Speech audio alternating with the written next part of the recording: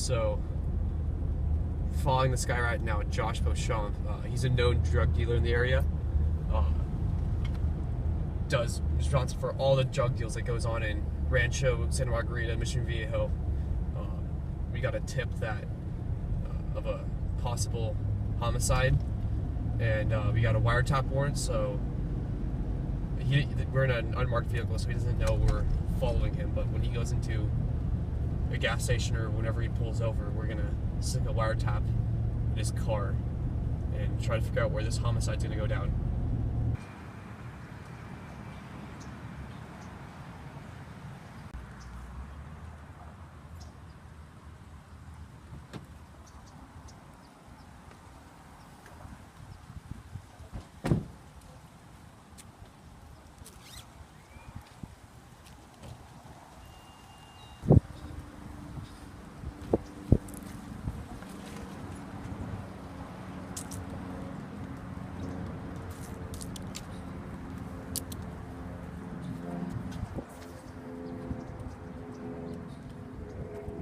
We got a search warrant and a wiretap on this guy, so we're going to place a wiretap in his car and see if he's actually planning on a homicide or not. This will intercept any calls that he makes or receives and let us listen in on it.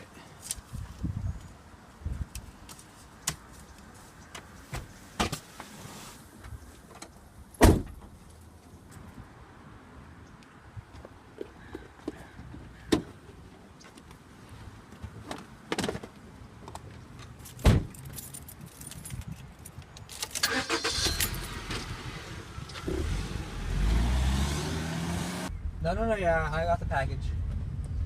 No, do I need to? Okay, yeah, let me. Yeah, it's in here. No, I got the job. No,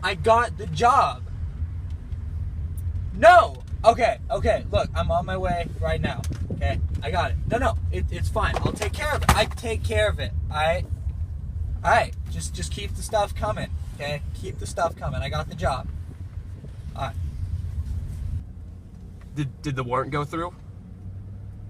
Oh, okay. So he's home. I saw him go inside. So if we have the evidence, I'm gonna go make the arrest. Make sure that backup's on the way, because this guy's known to be violent. He's a very hot drug dealer. Runs drugs all over Rancho Santa Margarita. All right, I'm pulling up on his house now. Send backup now. Go. Josh Beauchamp, this is the police. Open up, I know you're home. How can I help you, officer? Josh Beauchamp, you're under arrest. For the use of what, narcotics. officer?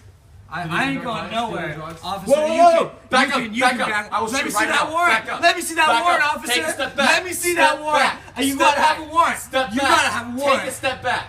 Right now. I ain't going nowhere. All right. Step back. You have You're under the arrest. You don't have evidence For a homicide and dealing drugs. You have it, drugs. officer. I ain't going nowhere with you. I ain't going.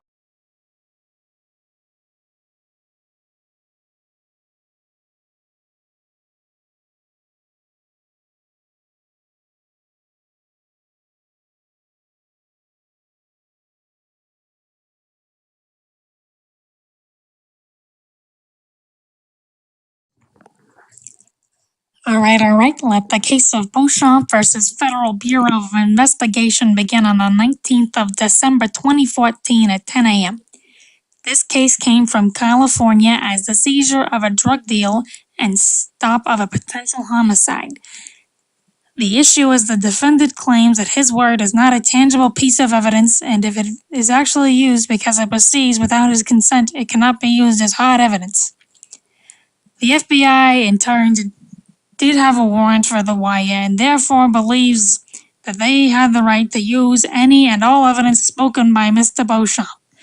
According to the FBI, Mr. Beauchamp has been seen doing suspicious activity and receiving potential threats of homicide, which is how they obtained the wire warrant. Otherwise, the warrant would have been denied by the court. Each party will be given an opening statement and then rebuttals following. We will begin to hear the side of the defendant first. You may begin. My client, Officer Thompson, has done nothing wrong. He was simply doing his job to protect the lives of innocent people. I shall demonstrate that Officer Thompson has more than sufficient probable cause to support his wiretap warrant. First, the case of Chavez v. the People protects Penal Code Section 633, which permits police officers, such as Officer Thompson, to listen and record conversations that they can lawfully overhear.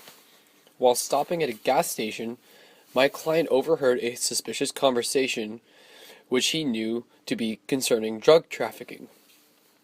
He recognized the defendant, who has prior drug trafficking charges, and began to record the conversation.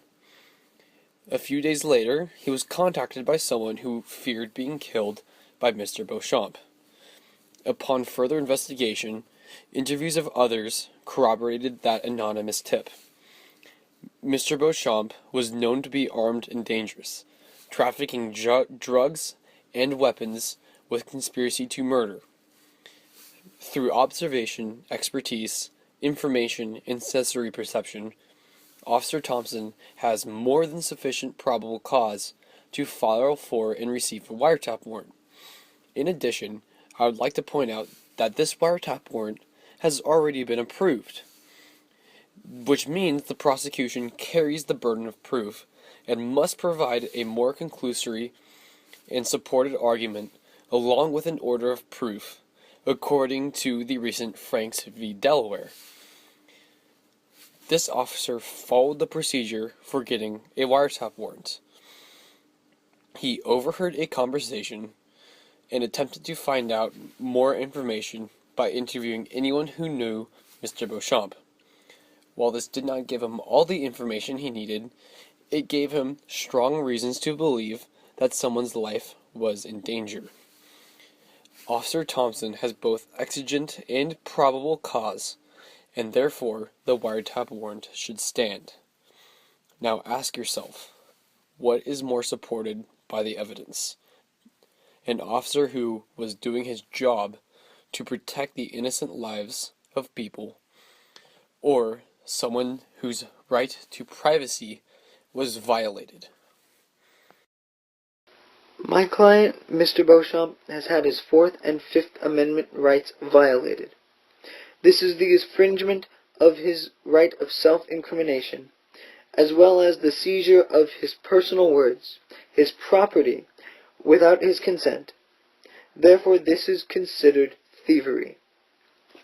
The Supreme Court has already ruled in the past, a case known as Katz versus the United States in 1967. The seizure of phone conversations is illegal due to the fact that his conversation was made in private and to a private party. The court ruled that if a conversation had been made with the expectation, circumstance, and environment in which it could be held publicly, then all evidence obtained by recording is valid. But Mr. Beauchamp did not talk to his other party in a public area. He made his conversation within a car on his personal cell phone. There is no pretense or circumstance that states his conversation was public. Therefore, this cannot be used in court against him. Upholding the court case of Katz versus the United States would ensure that Mr. Beauchamp was wrongfully tried under false pretenses and with an infringement on his Fourth Amendment rights. To further the point, this is not the case of Clapper versus Amnesty International, which the Supreme Court ruled on in February 2013. That specific case gave you cause to deny the claim because the alleged victims of the wiretap had no hard proof that they were in fact being surveillance. However, this is not that case. For Mr. Beauchamp, he physically found the wire. He knew, he was told that he was being surveillanced. In no way does this action become legal. Clapper versus Amnesty International turned down the indictment because of a lack of proof. Here, we have no lack. We have a trove of proof that I urge all justices to take into account as they reach their decision. Thank you. Hang on. Are we going to go through this cases by cases ruling what is legal and what isn't? I'm beginning to think that we need a clearly defined outline as to what surveillance is justified. But in this case, because the recordings were used in a benevolent way, and that it stopped an allegedly potential homicide, the evidence in possession of the FBI is absolutely justified. Even if he did not know about the wire, his actions speak for themselves as evidence. I would like to start my rebuttal by pointing out that in the case of Katz v. United States, the evidence was only overturned because the officers did not have a wiretap warrant. My client applied for a wiretap warrant, and it was approved. Now you may think that Katz v. United States supports the prosecution, but it actually supports my client. The officers in the Katz v. United States would have won the case had they gotten a wiretap warrant. Since my client already has a wiretap warrant, he is in concordance with Katz v. United States. Secondly, Clapper v. Amnesty International concerns international organizations working in conjunction with the United States government. These international organizations, lawyers, and media feared being intruded on under the Foreign Intelligence Surveillance Act, which does not apply to a United States police officer.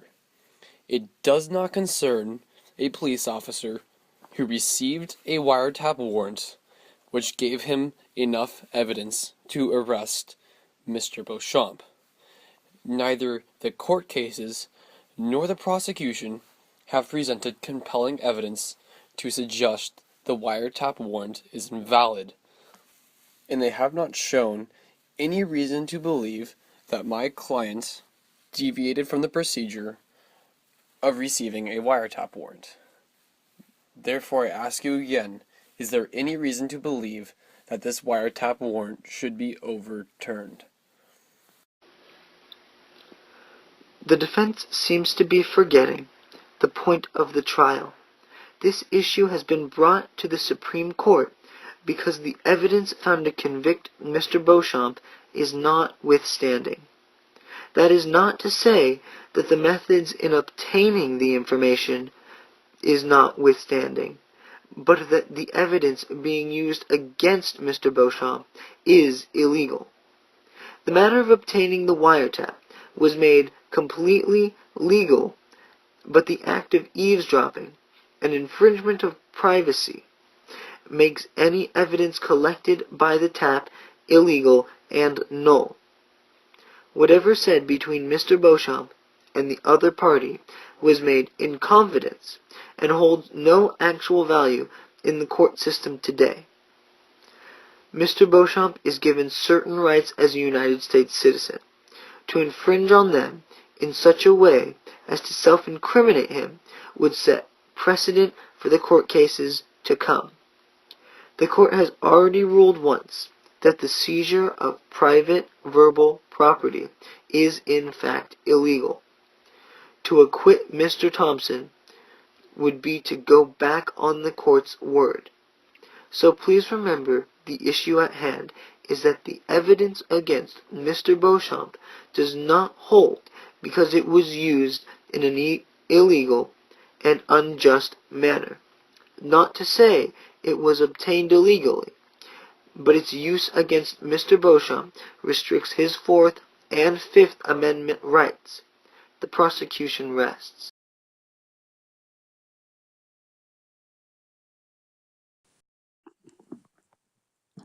I'm siding with the defense. The case follows previous cases, and I have to side with them. The evidence is clear. Why should we make exceptions just for one case? The warrant was valid and Mr. Beauchamp was clearly guilty.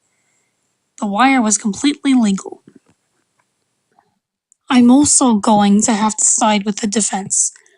The wire was definitely legal. If the Constitution upholds the former cases of the same thing, why wouldn't it uphold here? I have to side with the prosecution.